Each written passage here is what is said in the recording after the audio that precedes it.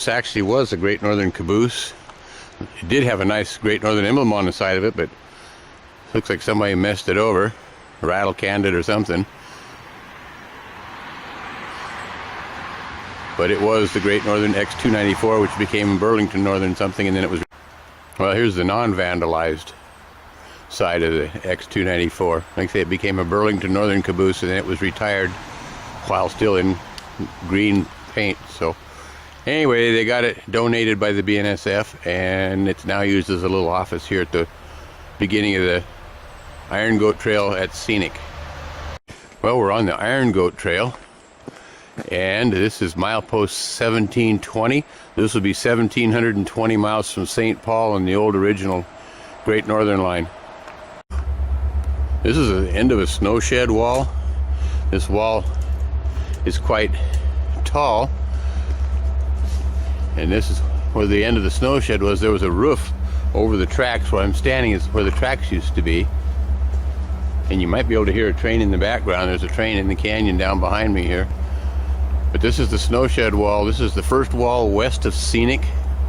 Would be eastbound actually, so if you want to go by the railroad miles, it's east of Scenic. And this area in here where the trail goes is where the tracks once were.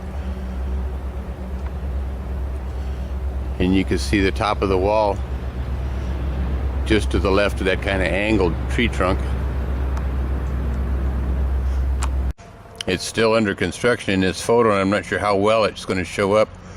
This is a little plaque on the trail, and it says the timbers that held up the wooden roofs of the snow sheds rested on large concrete footings visible to the left in this 1913 photo. And you can look right down here to the left, right here where my fingers are. Those are the concrete footings for part of the snow shed, and then the cement wall, of course, right here.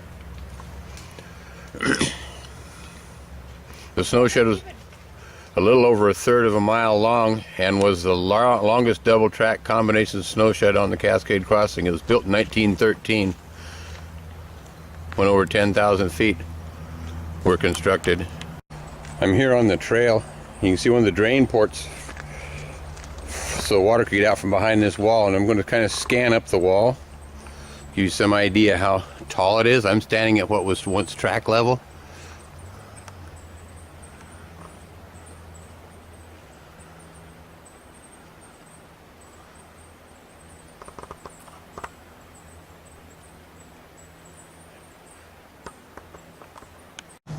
Here's a couple of those footings. There would have been another bunch of pilings here, posts. Here's a second footing, and right down here where this tree is laying, there's another footing underneath of it. And you look back here, right here is another footing for the supports that would have held the roof out over the tracks. Here in the trail, you can see some more of the tops of the footings that once held the posts that held the roof up.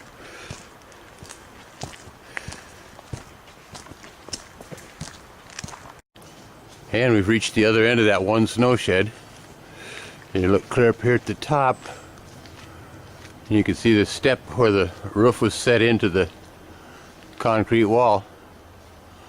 The wall looks to be about 10 feet thick at the top, and about 3 to 4 times that thick at the bottom. This is a root of a cedar tree coming out horizontally from the rock, and it kind of dips down and goes around, and then it curves up, and the tree is bound to find its way to the sunlight. Well, we've come a mile from the last time. We're still in a rock cut here. So anyhow, this is 1719, so we've come a mile from the last time, so we're a mile closer to St. Paul, even though we're going westbound.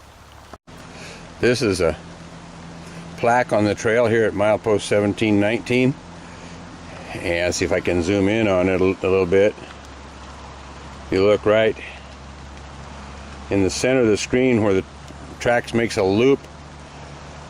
That's it. That's Scenic. Just to the west of it where it says tracks are here, that's the sighting, present day sighting at Scenic.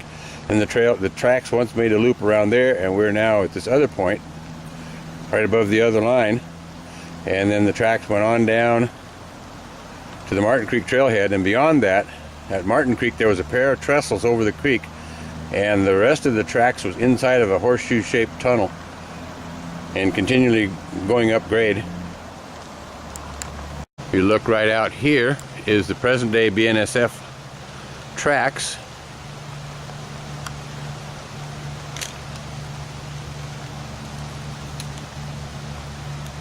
And then here's that signpost or plaque we just looked at.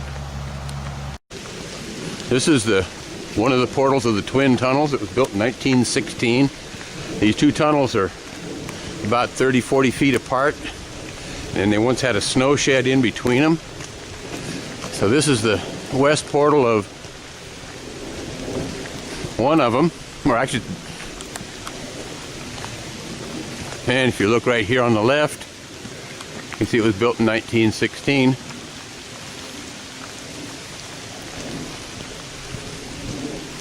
And we'll kind of walk inside.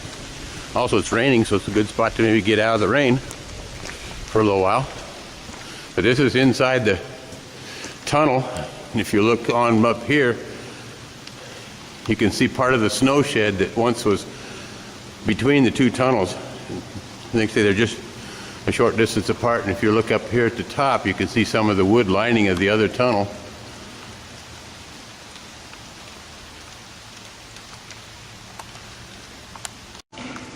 Right here, some ties and timbers from when this was being used. I think this first part here is a timber, but if you look over here to the left, it's kind of dark in here. Right in here you can see where there was a tie plate there, and maybe right about in the middle of the screen now you can see where the other tie plate was. Equipment for a bridge that once went through here. You can see how it's put together.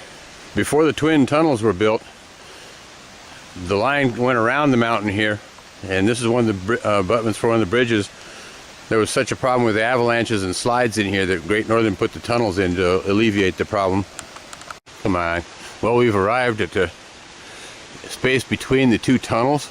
You can see this is the portal of the second of the twin tunnels. It was just a blasted rock, and of course you can see the remnants of the snow sheds. And if you walk on up this little trail off the main trail, we'll get a little bit closer.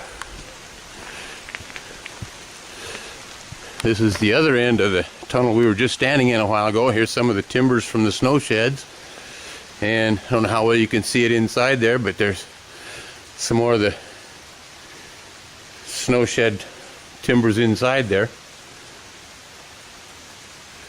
So anyway, this is the snow shed that was between the two tunnels.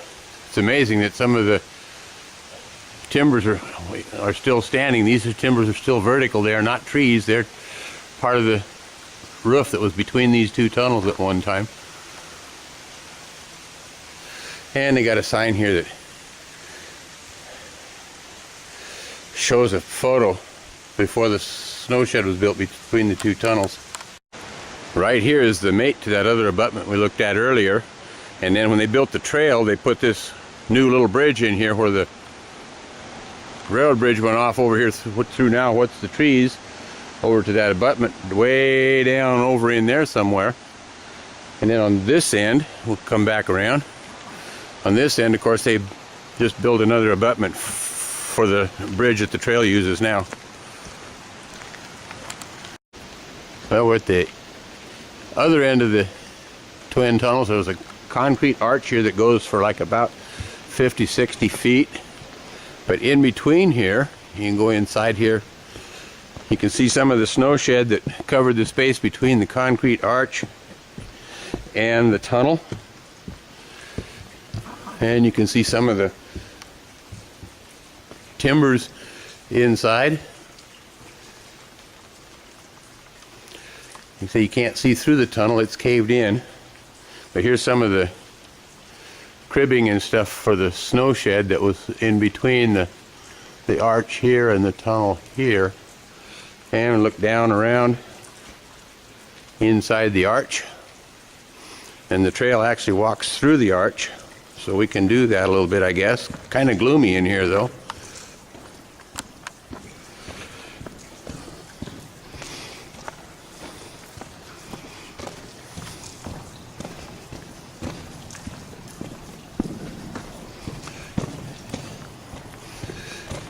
And we're at the other end of the arch now. See, before the twin tunnels were built, the tracks went around the hillside here, or the mountainside where we just were walking. And this is the end of the arch. And you can see Kelly down there at the far end, reading the plaque. And before 1916, the tracks went out around the edge here. There's also on the end of the arch, right here, you can see the date 1916. This is some fungus growing on a log. I'm not sure what kind of fungus it is. I don't know if it would be edible or not. We're not going to find out the hard way. But anyway, there's some moss and some more of that fungus here. This log is slowly rotting away, and the fungus will help it to decay. Kind of interesting the way that's growing though, so thought I'd do a video of it. Here's a chunk of rail. It's bent and so forth, kind of laying here in the weeds, but it's a chunk of rail, undoubtedly probably from the Great Northern at one time. So anyway, that's what's here. Well, in this picture here is another plaque alongside the trail. You can see the bridge that was once here, where we're standing at the east abutment, which would be kind of right about here in the photo, and the west abutment is out of the picture. And it mentions here in January 1916 an avalanche destroyed Bridge 402 just east of where you are now standing. Huge trees carried by sliding snow battered and demolished the heavy steel bridge, as you could have seen in the picture there. Concrete arches extend out from both ends of the tunnels. The two tunnels were bored through the mountainside, connected by a wooden snow shed. So anyway, that's what was at this area, and then here's part of the abutment you can kind of see right here, and I showed it earlier. Here's some more of the abutment for the bridge that was once here, replaced in 1916 by the two tunnels, and it kind of went right straight off out through the trees out here somewhere. And when they built this part of the Iron Goat Trail, they built this truss bridge through here, all made out of wood. They did a nice job on it.